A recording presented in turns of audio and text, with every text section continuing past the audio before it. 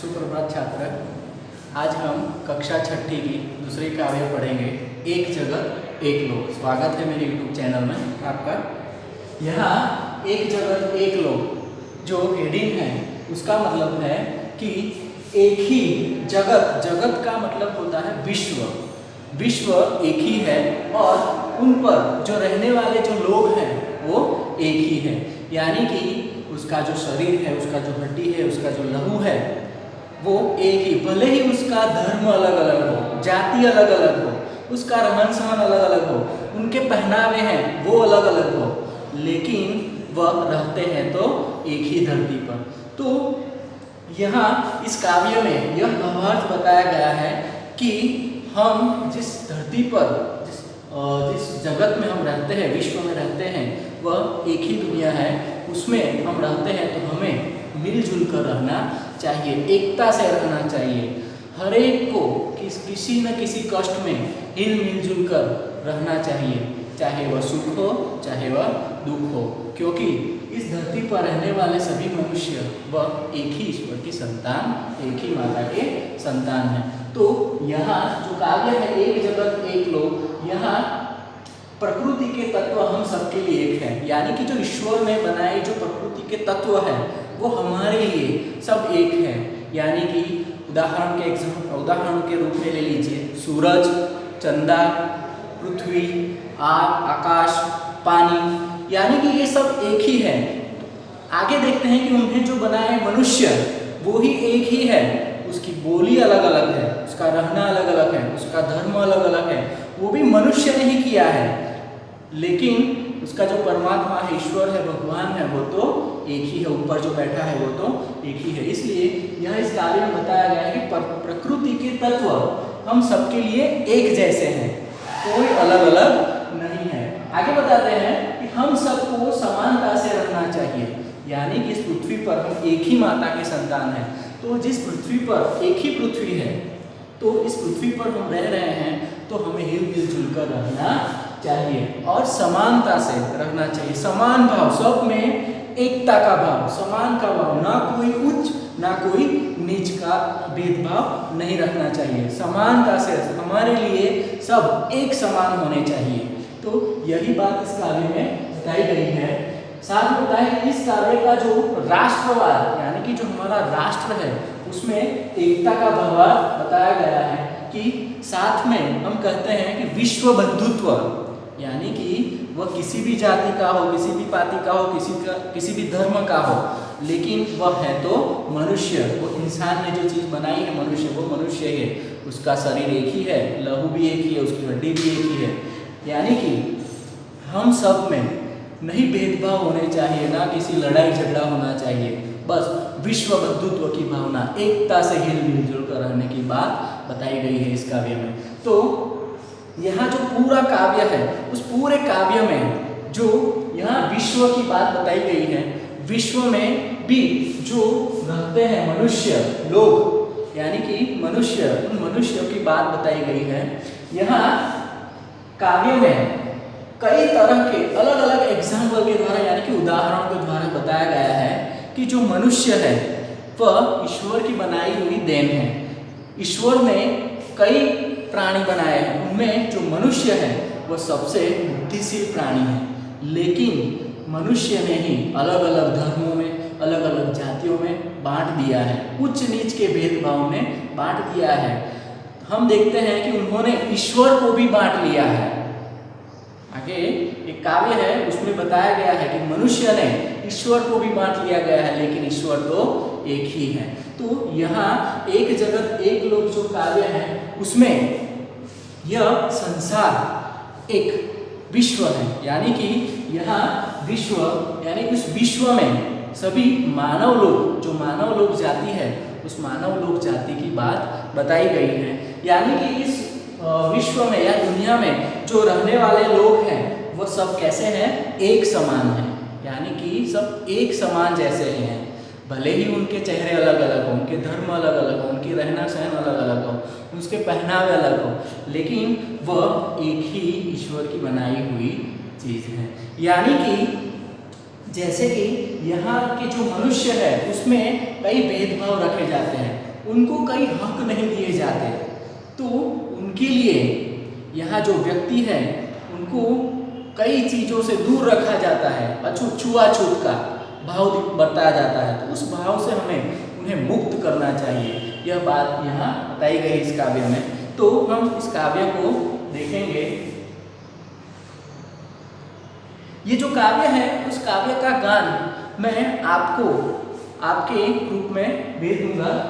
तो यहाँ जो काव्य है, एक जगत एक लोक सबका है एक मान, यानी कि जो यहाँ एक जगत एक लोक काव्य है उसमें बताई गई है बात कि जो संसार है, संसार एक मानव लोक है, सबका एक ही मान होना चाहिए, सबको एक ही मान से बुलाना चाहिए, तो ही मनुष्य का आदर भाव बढ़ता है। आगे कहते हैं कि चंद्र एक, सूर्य एक, भूमि आसमान, यानी कि एक चंद्र है, एक सूर्य है, एक भूमि है और एक आसमान है, यानी कि ईश्वर ने जो बनाई वस्तु है वो एक ही है।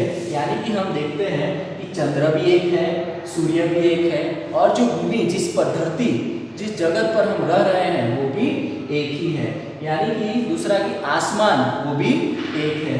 यानी कि यहाँ जो चंद्र है उसका समानार्थी है शशि, वरुण कह सकते हैं उसे, सूर्य रवि भानु भी कह सकते हैं, उसमें भूमि यानी उसे जमीन भी कह सकते हैं, धरती भी कह सकते हैं, आसमान, आसमान का मीनिंग होता है अंबर, आकाश भी उसे कह सकते हैं। आगे बताते हैं कि एक तेज एक हवा एक ही पानी, यानी कि इस काव्य में बताया गया है कि तेज, तेज का मतलब होता है प्रकाश, यानी कि इस विश्व में दुनिया में ईश्वर ने एक ही प्रकाश बनाया गया है, यानी कि जो हम जैसे ही सुबह होती है वैसे ही प्रकाश आता है, वो एक ही प्रकार का प्रकाश होता है। एक ही हवा, यानी कि हमें जीवन जीने के लिए जो जरूरियात सबसे आवश्यक है वो है हवा, वो ही एक ही है।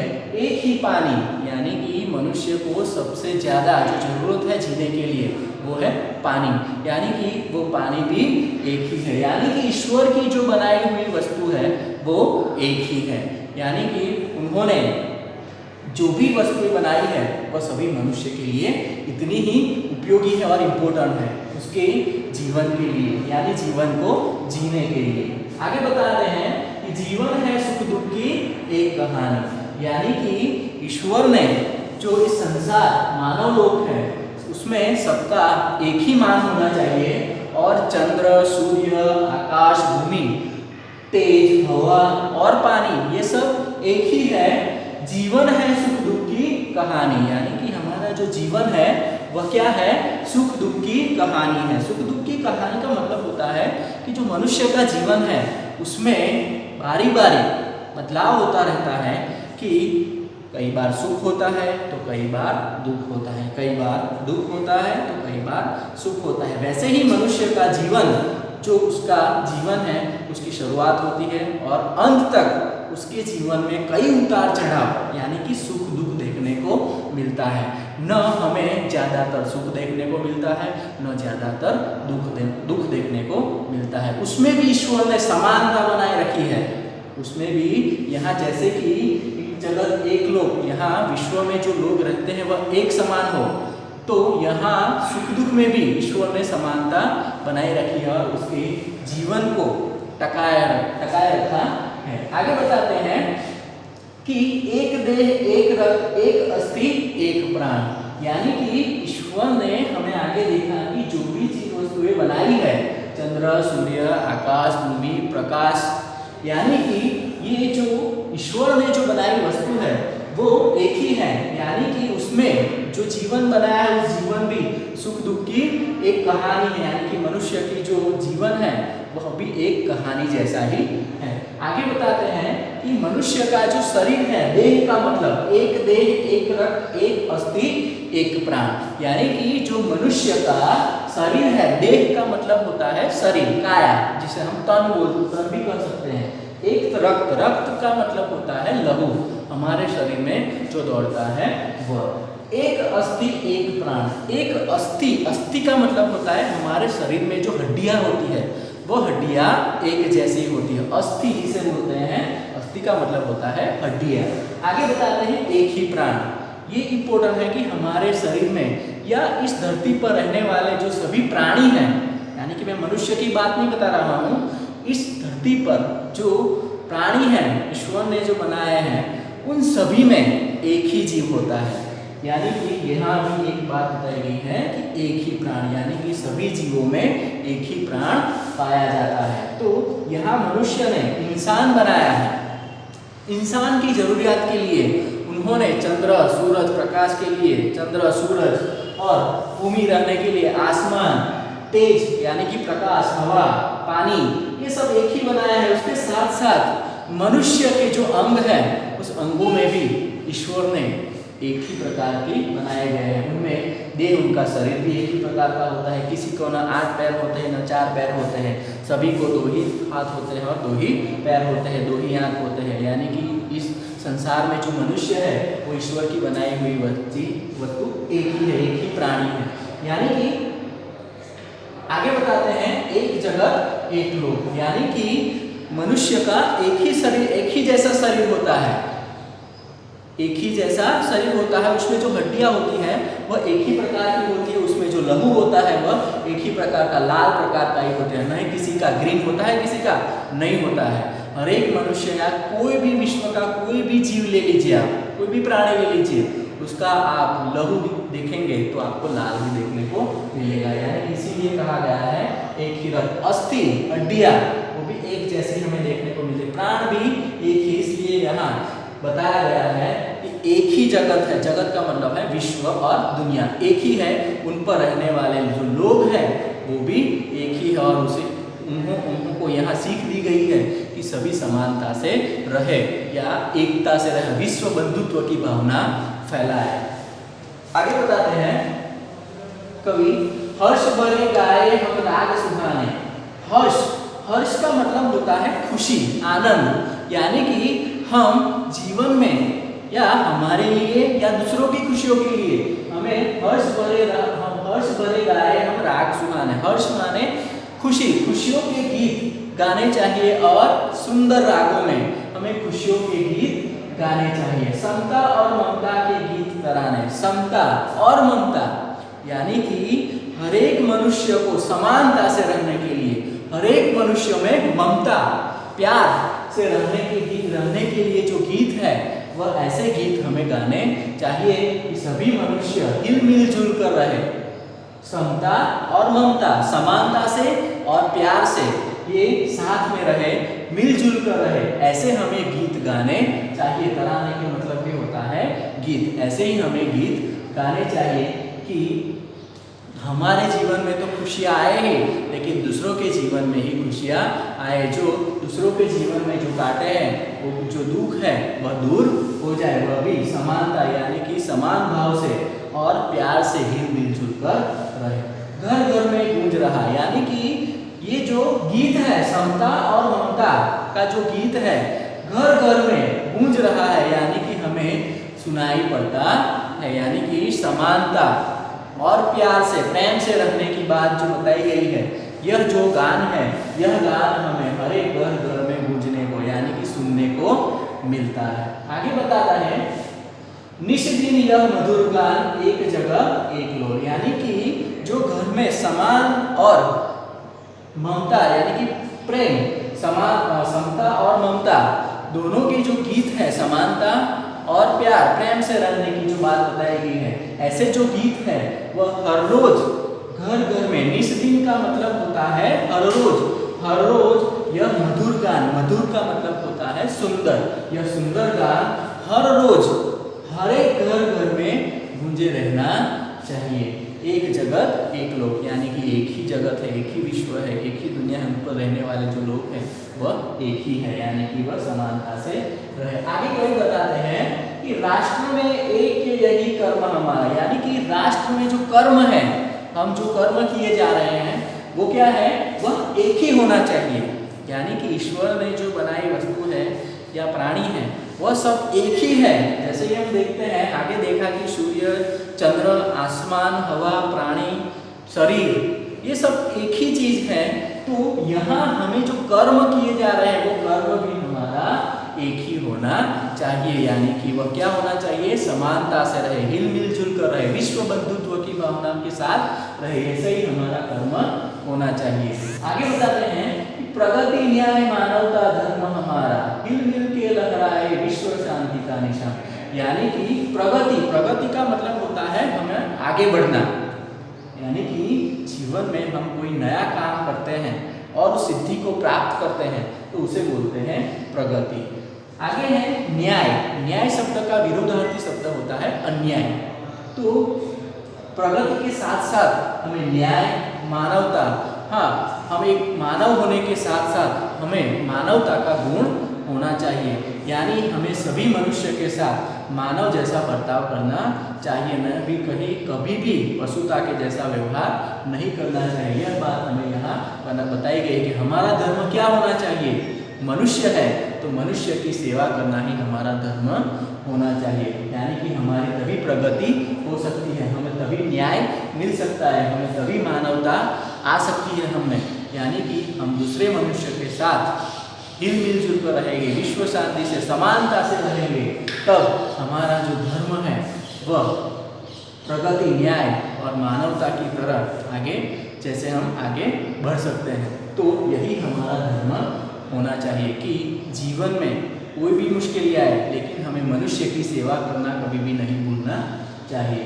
हिल मिल के लहराए, यानी हिल मिल यानी कि एक साथ हर एक मनुष्य इस विश्व पर जो लोग जो रहते हैं, मनुष्य रहते हैं, वो एक होकर विश्व शांति का निशान यानी कि झंडा, निशान का मतलब होता है झंडा, यानी कि इस जगत में हम हिल मिल जुल कर विश्व शांति का झंडा लहराए, विश्व बंधुत्व का, एकता का झंडा लहराए, विश्व शांति का झंडा लहराए। एक ही जगत है और एक ही लोग है, तो हमें समानता और प्रेम से रहने की बात यहाँ बताई गई है। ईश्वर ने बताई जो वस्तुएं चीज है वह एक ही, यानी कि उसने जो भी वस्तुएं बनाई है वह एक ही है, लेकिन हर एक मनुष्य के काम में आती है।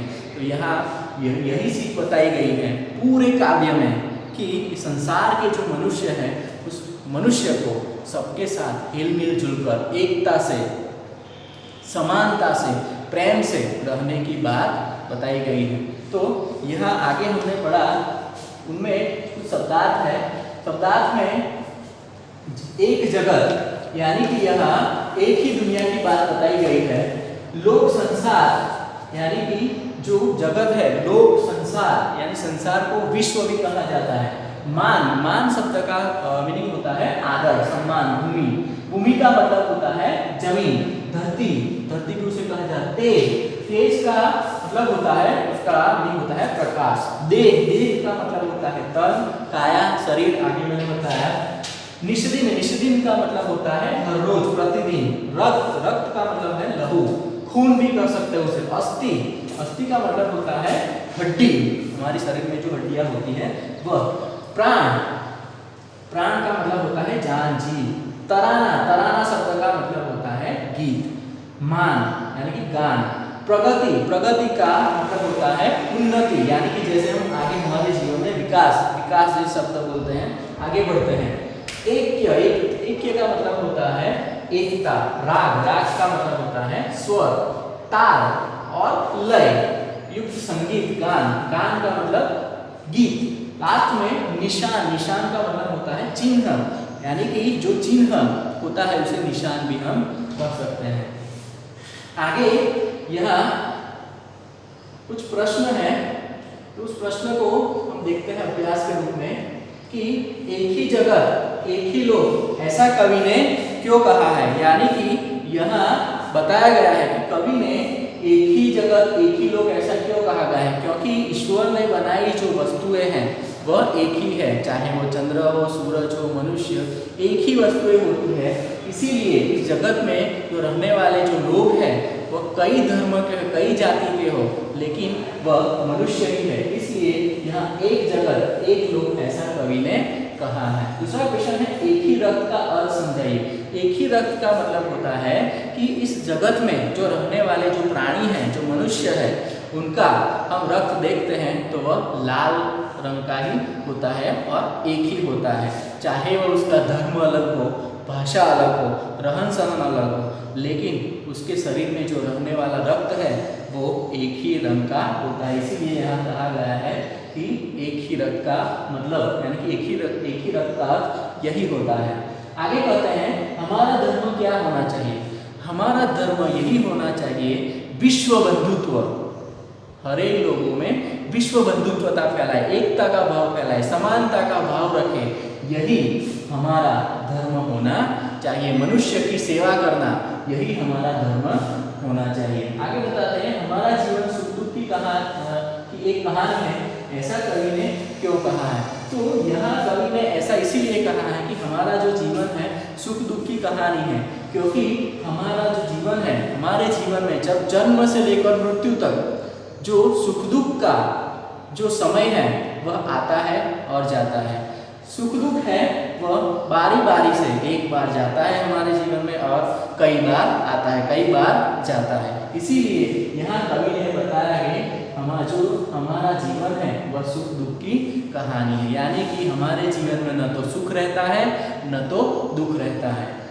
समय समय की बात पर दुख होता है, बाद में सुख होता है, सुख होता है उसके बाद में दुख होता है। तो इसीलिए कवि ने कहा है कि हमारा जीवन सुख दुख की एक कहानी है। तो ये काव्य आज हम पढ़े, उस काव्य का जो प्रैक्टिस पेपर है वो मैं आपको आपके ग्रुप में रख दूंगा, आप उस पेपर से आप प्रैक्टिस कर लीजिए। Thank you.